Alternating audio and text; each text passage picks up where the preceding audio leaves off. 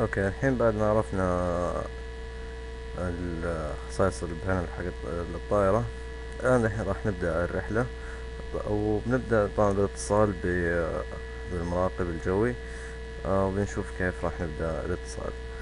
أول شي عشان تفتح الشاشة هذه اللي هي المراقب، طبعا تقدر تحركها، تعطيه مكان يريحك.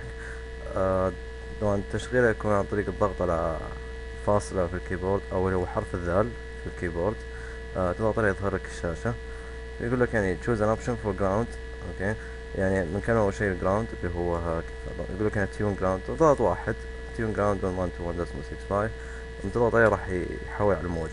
الامر اللي مطلوب request IFR clearance. IFR clearance اللي هو يعني نطلب موافقة على الرحلة هذه، وبحيث انها تكون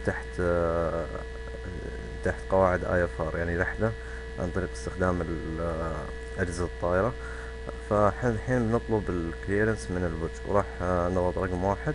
Ground orbit 1123, ready to copy IFR clearance to King Khalid. Orbit 1123 is cleared to King Khalid Airport is filed. Fly runway heading, climb and maintain 6000. Departure frequency is 125.0, squawk 5546. طيب، المراقب الآن يعني ذكر لنا أن أعطانا موافقة على الرحلة، وذكرنا أيضا أنه الارتفاع، راح يكون 6000 قدم بعد إقلاع. يقول fly runway heading climb maintain 6000، يعني نمشي على اتجاه المدرج، نقلع على اتجاه المدرج ونرتفع إلى 6000 قدم. هذا حسب ليش الموافقة، يعني هذه معلومات البرج اللي يعطينا إياها.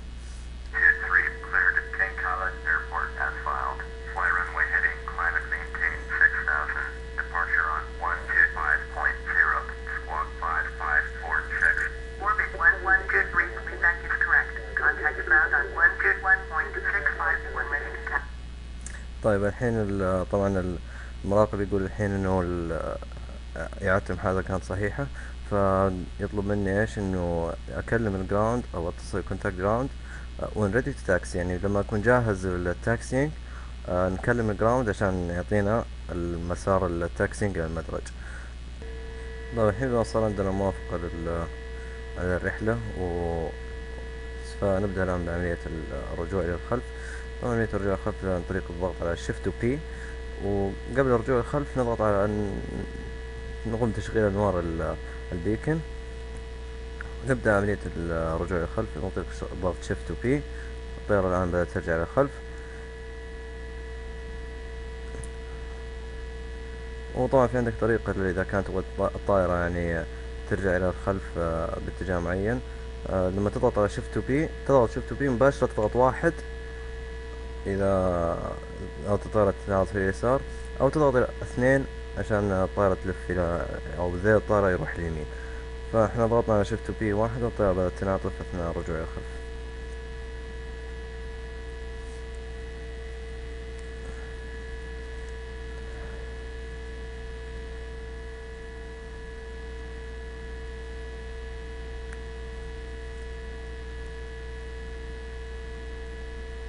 اوكي، الآن اكتملت عملية الرجوع إلى الخلف. نضغط على شيفت بي مرة ثانية عشان توقف الطائرة. أول ما توقف الطائرة نشغل الباركنج بريكس، ونبدأ الآن عملية تشغيل الطائرة. طبعا عملية تشغيل الطائرة تكون عندك طريقتين، إما إنك تضغط كنترول و إي فتشغلك الطائرة تلقائي، أو إنك تشغلها بطريقة يدوية اللي هي عن طريق إنك تروح عند الإنجن ستارت فوق، وتظل على ضاغط على ستارت، وتظل ضاغط على الزر إلى أن يبدأ يعني ال N1، مقياس N1 يوصل إلى 2 أو 3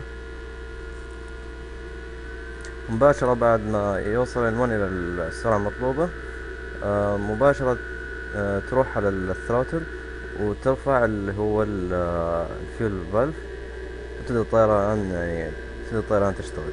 فإحنا شغلنا الآن انجن 1، أو بالأصح انجن 2.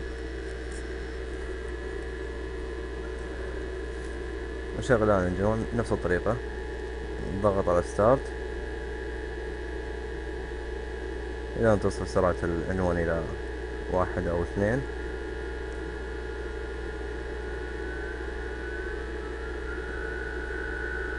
بنفس الطريقة نرفع الفيول فالف وراح تشتغل الطائرة.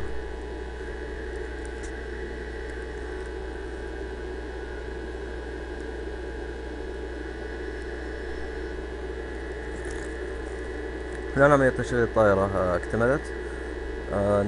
نحول زر الناف إلى جي بي اس عشان تصير نعتمد على الجي بي اس خلال الرحلة. نزم عدلنا الارتفاع على 8000 قدم حسب ما طلب من المراقب، ونحط الأوتو بريكس على RTO، وننزل فلابز إلى 5 درجات، يعني نضغط 3 ضغطات على F7 أو F7 وراح ينزل الفلابز إلى 5. شوف نلاحظ أن العداد هذا وصل إلى 5 مع الفلابز على درجة 5. ونعدل الفيرتيكال سبيد نحطه على 2 قدم. طيب، وبالطريقة هذه يعني ما قبل التاكسينج انتهى. نبدأ نطلب الموافقة من المراقب على ايش التاكسينج. ناخذ ريكوست تاكسي IFR. Ground, orbit 1123, ready to taxi IFR. Orbit 1123, taxi to and hold short of runway 34 left, via taxiway Charlie, Charlie 1 Bravo, Bravo 1 Alpha, Bravo. طيب الآن الجراوند الحين يقول لنا تاكسي تو اند هولد شورت ران واي 34 ليفت فيا تاكسي، وأعطانا مسار التاكسي واي. فيا تاكسي واي هذه يعني نمشي على مسار التاكسي، يعطيها تشارلي 1 برافو برافو 1 ألفا برافو، يعني نمشي على المسار الموجود هذا. وبعدين يقول لك كونتاكت تاور 118.2 وريدي، يعني بعد ما نوصل الهولدنج بوينت اللي هي قبل الرنوي، قبل ما ندخل الرنوي نكلم البرج عشان يعطينا موافقة على دخول الرنوي، موافقة على الإقلاع.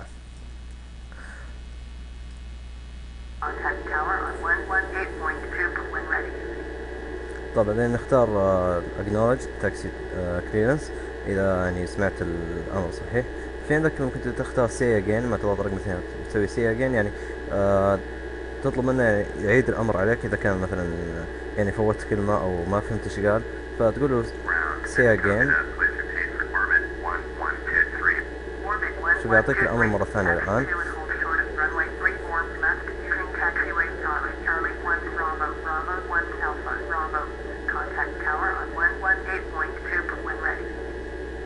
لأن طبعا احنا إن شاء الله نكون سمعنا الأمر كويس، فنضغط نختار واحد acknowledge taxi clearance.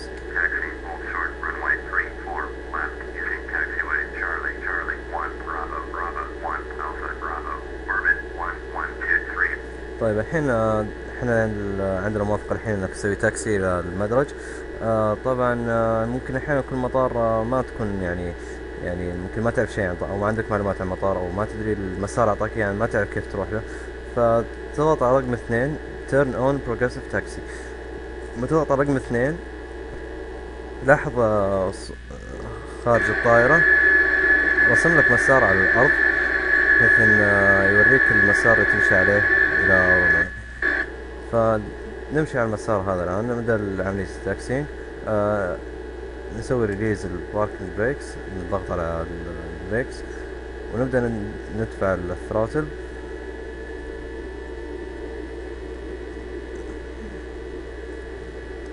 هنا تقريبا يعني N1 يكون على 45 أو 40 أو حسب يعني ما تشوف إنه يكون مناسب الطائرة. ونبدأ عملية التاكسينج للمدرج. عملية التاكسينج طبعا سرعة التاكسينج تكون ما بين يعني من 10 عقد إلى 25 عقدة إلى حتى 30 عقدة، يعني في المجال هذا تكون يعني ما تتعدى ماكسيموم 30 عقدة. طبعا في حاجة في الطيارة الآلية لازم نسويها اللي هي سرعة الطائرة. طبعا نحدد السرعة على 250 عقدة. طبعا معروف يعني في الطيران انه اقل من 10,000 قدم تكون السرعة 250 عقدة. هذا في الغالب يعني اذا ما اخذت او قبل ما يعني تاخذ موافقة من البرج. السرعة تكون 250 عقدة تحت 10,000 قدم. هذا متعرف عليه. ممكن يعني في الأجواء الحقيقية يعني تقدر تاخذ مثلا كليرنس أو موافقة إنك تمشي أكثر من 250 عقدة تحت 10,000 قدم، لكن عموما احنا نخليها 250 عقدة. نبدأ عملية التاكسينج إلى أرض المدرج.